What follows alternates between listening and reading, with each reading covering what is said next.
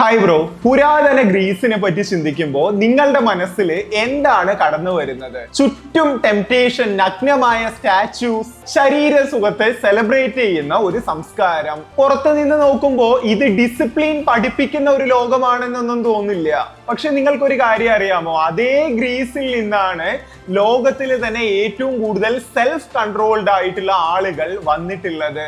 അവർക്കും നമ്മളെ പോലെ തന്നെ ബ്രെയിൻ ആയിരുന്നു. അവർക്ക് നമ്മളെക്കാളും കൂടുതൽ ടെംപ്റ്റേഷൻ ഉണ്ടായിരുന്നു, നല്ല രീതിയിലുള്ള അട്രാക്ഷനും ഉണ്ടായിരുന്നു. ഇങ്ങനെയൊക്കെ ഉണ്ടായിട്ടും എങ്ങനെ അവരവരുടെ മനസ്സിനെ കൺട്രോൾ ചെയ്തു? ഇതിനുള്ള മറുപടി മനസ്സിലാക്കാനായി നമ്മൾ ഒരു മനുഷ്യനെ പറ്റി സംസാരിക്കേണ്ടതായി ഉണ്ട്. അവന്റെ പേരാണ് ഡയോഗീനസ്. അവൻ ജനിച്ചത് ക്രിസ്തുവിന് മുമ്പ് 412 പഴയ ഗ്രീസിലെ മറ്റെല്ലാ യുവാക്കളെയും പോലെ തന്നെയാണ് അവനും വളർന്നത്. ടെംപ്റ്റേഷൻ അവന് ചുറ്റും ഉണ്ടായിരുന്നു, ആഗ്രഹങ്ങൾ അവനെ വലിച്ചുകൊണ്ടിരുന്നു. കൺട്രോൾ ഇല്ലാത്ത ഒരു ജീവിതം ഒരു മനുഷ്യനെ എത്രത്തോളം ദുർബലനാക്കുമെന്ന് അവനും അനുഭവിച്ചു. അങ്ങനെ പോകുന്ന സമയത്ത് ഒരു നിമിഷത്തിൽ അവന്റെ ജീവിതം തന്നെ തകർന്നു വീണു. കുടുംബം നഷ്ടപ്പെട്ടു, സ്ഥാനം നഷ്ടപ്പെട്ടു, അവന്റെ കയ്യിലുള്ളതെല്ലാം തന്നെ പോകുന്നുണ്ടായിരുന്നു. പുറത്തു നിന്ന് നോക്കുന്ന സമയത്ത് അത് വലിയ ഒരു ഡൗൺഫോൾ ആയിരുന്നു.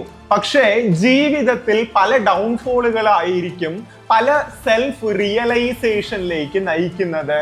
ഒറ്റപ്പെടലിന്റെ നടുവിൽ സുഖ സൗകര്യങ്ങളൊന്നുമില്ലാതെ, പുറത്തുനിന്നുള്ള സപ്പോർട്ട് ഒന്നും ഇല്ലാതെ അവൻ ഒരു കാര്യം മനസ്സിലാക്കി.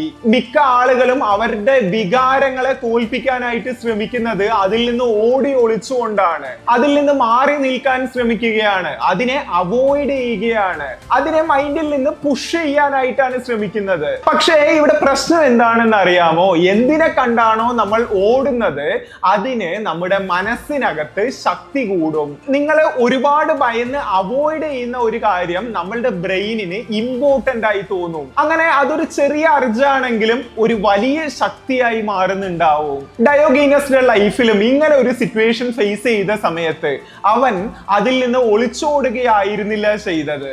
അതിൽ നിന്ന് പിറകോട്ട് പോയില്ല, മൈൻഡിൽ നിന്ന് അതിനെ തള്ളിക്കളയാനും ശ്രമിച്ചില്ല. ഇതിനു പകരം അത് കാണുകയും അത് ഉണ്ടെന്ന് സമ്മതിക്കുകയും പക്ഷേ അതിന് അടിമയാവാതിരിക്കുകയും ചെയ്തു.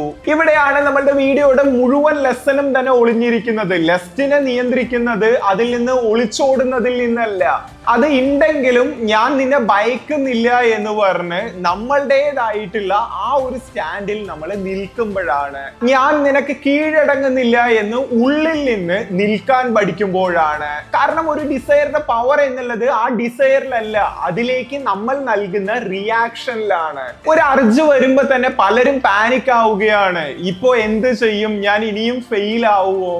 ഇങ്ങനെയെല്ലാം നിങ്ങളുടെ മനസ്സ് നിങ്ങളോട് തന്നെ സംസാരിക്കുന്നുണ്ടാവും. പക്ഷെ ഇവിടുത്തെ റിയാലിറ്റി എന്നുള്ളത് മനുഷ്യൻ അവന്റെ അർജിനോടല്ല പോരാടുന്നത്, അവന്റെ ഓൺ ഫിയറിനോടാണ്, അവന്റെ അകത്തുള്ള പേടിയോടാണ്. സോ നമ്മൾ ചെറിയൊരു ഷിഫ്റ്റ് ക്രിയേറ്റ് ചെയ്യാനായിട്ട് പോവുകയാണ്. അടുത്ത പ്രാവശ്യം നിങ്ങൾക്ക് ഒരു അർജ് വരുന്ന സമയത്ത് അതിനെ ഒരു എമർജൻസി ആയിട്ടോ ഡേഞ്ചർ ആയിട്ടോ ഒന്നും കാണണ്ട. അത് വെറും ഒരു സിഗ്നലാണ്. ആകാശത്ത് എങ്ങനെയാണോ കാർമേഘങ്ങൾ വന്നു പോകുന്നത്, എങ്ങനെയാണോ അല ഒരു കടലിൽ വന്നു പോകുന്നത്, അതേപോലത്തെ ഒരു വേവായി കാണുക. ഇതിനു പകരം ആ സമയത്ത് നിങ്ങൾ അതിനെ ഫീഡ് ചെയ്യുകയാണെങ്കിൽ അത് കൂടുതൽ ശക്തമാവും. അതിനെ നെഗോഷിയേറ്റ് ചെയ്യാൻ നിന്ന് കഴിഞ്ഞാൽ അതിന്റെ ഡ്യൂറേഷൻ എന്നുള്ളത് നീണ്ടുപോവും. റിയാക്ട് ചെയ്യുകയാണെങ്കിൽ വീണ്ടും വരുന്നുണ്ടാവും. പക്ഷെ നിങ്ങൾ കാമായിട്ട് നിൽക്കാൻ പഠിക്കുകയാണെങ്കിൽ അതിന്റെ ശബ്ദം കുറയുന്നുണ്ടാവും. ഇത് നമ്മളൊരു കുഞ്ഞിനെ കൊണ്ട് ഒരു സൂപ്പർ മാർക്കറ്റിൽ പോകുന്ന പോലെയാണ്. ആദ്യമായിട്ട് നമ്മളൊരു കുഞ്ഞിനെ കൊണ്ട് സൂപ്പർ മാർക്കറ്റിൽ പോകുന്ന സമയത്ത് അതിനൊരു കിൻഡർ ജോയോ മറ്റോ വേണമെന്ന് പറഞ്ഞ് കരയുന്നുണ്ടാവും. മേടിച്ചു കൊടുക്കുകയാണെങ്കിൽ ഓക്കെ, ഞാനിത് കരയാണെങ്കിൽ എനിക്ക് വേണ്ടത് കിട്ടും എന്നുള്ളത് ആ കുഞ്ഞിന്റെ ബ്രെയിനിൽ ഫീഡായി വീണ്ടും ഇതേപോലെ ഉച്ചത്തിൽ കരയുന്നുണ്ടാവും. കാരണം ഇവിടെ ആ കുഞ്ഞിന് മനസ്സിലാവുന്നുണ്ട്, ഞാൻ ഈ രീതിയിൽ കരയുകയാണെങ്കിൽ എനിക്ക് വേണ്ടത് കിട്ടും എന്നുള്ളത് ബ്രെയിനിൽ സ്റ്റോർ ആവുന്നുണ്ട്. ഇതേപോലെയാണ് നമ്മളുടെ ബ്രെയിനിന്റെ കാര്യവും. ഓരോ തവണയും അർജ് വരുമ്പോ നമ്മൾ പെട്ടെന്ന് റിയാക്ട് ചെയ്യാനായിട്ട് പോകുമ്പോൾ നമ്മളുടെ ബ്രെയിനിന് ഓക്കെ ഇതിന് പവർ ഉണ്ട് എന്നുള്ള കാര്യമായിരിക്കും മനസ്സിലാക്കുന്നുണ്ടാവുക. പക്ഷെ ഇതിനു പകരം നിങ്ങൾ അതിനെ ഒബ്സർവ് ചെയ്യുകയാണെങ്കിൽ, അതിലൊരു ഡ്രാമ ക്രിയേറ്റ് ചെയ്യാതിരിക്കുകയാണെങ്കിൽ ഇതിന് അത്ര പ്രാധാന്യമില്ല എന്നുള്ളതായിരിക്കും ബ്രെയിനിലേക്ക് ലഭിക്കുന്ന സിഗ്നൽ.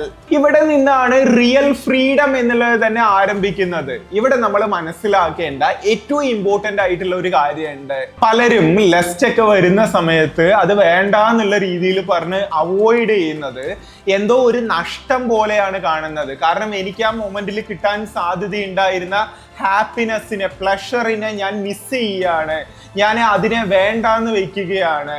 ഇവിടെ നമ്മൾ ഈ ഒരു ആംഗിൾ ആണ് ചേഞ്ച് ചെയ്യേണ്ടത്. ഇന്ന് മുതൽ നമ്മൾ ഒന്നുകൂടി ക്ലിയർ ആയി കാണാൻ പോവുകയാണ്. ഇത് ഒരിക്കലും എന്നെ ശക്തനാക്കുന്നില്ല, എന്നെ ഫോക്കസ്ഡ് ആക്കുന്നില്ല, എന്റെ ഉള്ളിലെ പവർ വർദ്ധിപ്പിക്കുന്നില്ല. പകരം ഇതെന്റെ കോൺഫിഡൻസ് എടുക്കുകയാണ്, എന്റെ എനർജി ഡ്രെയിൻ ചെയ്യാണ്, എന്റെ ഫോക്കസും നഷ്ടപ്പെടുത്തുകയാണ്. ഈ രീതിയിൽ കാണുമ്പോൾ പിക്ചർ മാറുന്നുണ്ടാവും. ഇതൊരു പ്ലഷർ ആയിട്ട് തോന്നില്ല, പിന്നീട് ഒരു ട്രാപ്പ് ആയിട്ടായിരിക്കും തോന്നുന്നത്. സോ ഇനി മുതൽ എന്താണ് ചെയ്യേണ്ടതെന്നുള്ളത് പ്രാക്ടിക്കൽ ആയിട്ട് പറയാം. അടുത്ത തവണ നിങ്ങൾക്ക് അർജു വരുന്ന സമയത്ത് പാനിക് ആവരുത്.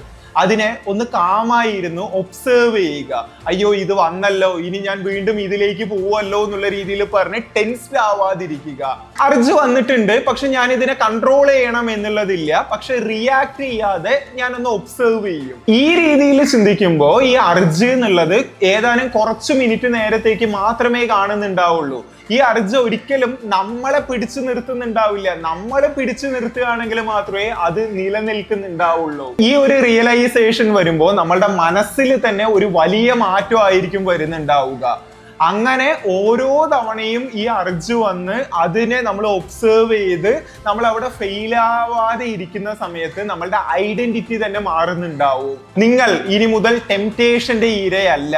അർജു വന്നു കഴിഞ്ഞാൽ പെട്ടെന്ന് തന്നെ തകർന്നു പോകുന്ന ആളല്ല. നിങ്ങൾ നിങ്ങളെ തന്നെ ഒബ്സേർവ് ചെയ്യാൻ പഠിച്ച ആളാണ്. റിയാക്ഷന് പകരം റെസ്പോൺസ് എന്നുള്ളത് ചൂസ് ചെയ്യുന്ന വ്യക്തിയാണ്. അതാണ് മെച്യൂരിറ്റി, റിയൽ സ്ട്രെങ്ത് എന്നൊക്കെ പറയാം. സെൽഫ് കൺട്രോൾ എന്നുള്ളത് ആഗ്രഹങ്ങൾ വരാതിരിക്കുന്ന സ്റ്റേജ് അല്ല ബ്രോ. ആഗ്രഹങ്ങൾ വന്നാലും നമ്മളുടെ ഡയറക്ഷൻ നമ്മൾ ചൂസ് ചെയ്യുന്നതാണ്. അവിടെയാണ് മനുഷ്യൻ ഒരു സ്ലേവിൽ നിന്ന് ഒരു ഫ്രീ മാൻ ആയി മാറുന്നത്. സോ ഈ ഒരു കാര്യത്തെ ജസ്റ്റ് ഒരു വിൽ പവറിന്റെ കാര്യമായിട്ട് മാത്രം നിങ്ങൾ കാണേണ്ട ആവശ്യമില്ല. ഇത് ഐഡന്റിറ്റിയുടെ കാര്യമാണ്, ക്ലാരിറ്റിയുടെ കാര്യമാണ്, റിയാക്ഷൻ ഇല്ലാതെ ഒബ്സേർവ് ചെയ്യുന്നതിന്റെ കാര്യമാണ്. ഒരു കാര്യം മാത്രം ഓർക്കുക, നമ്മൾ ഓടുകയാണെങ്കിൽ നമ്മളെ ഇത് പിന്തുടരുന്നുണ്ടാവും. പകരം നമ്മൾ ഒബ്സേർവ് ചെയ്യുകയാണെങ്കിൽ ഇതിന്റെ പവർ നഷ്ടപ്പെടുന്നുണ്ടാവും. ഇനി ഇതിൽ നിന്ന് നിങ്ങൾ എന്താണ് ആക്ഷൻ എടുക്കാൻ പോകുന്നത് എന്നുള്ളത് എനിക്ക് കമന്റിൽ അറിയിക്കുക. ഞാൻ ഡെഫിനറ്റ് ആയിട്ട് റീഡ് ചെയ്യുന്നുണ്ടാവും.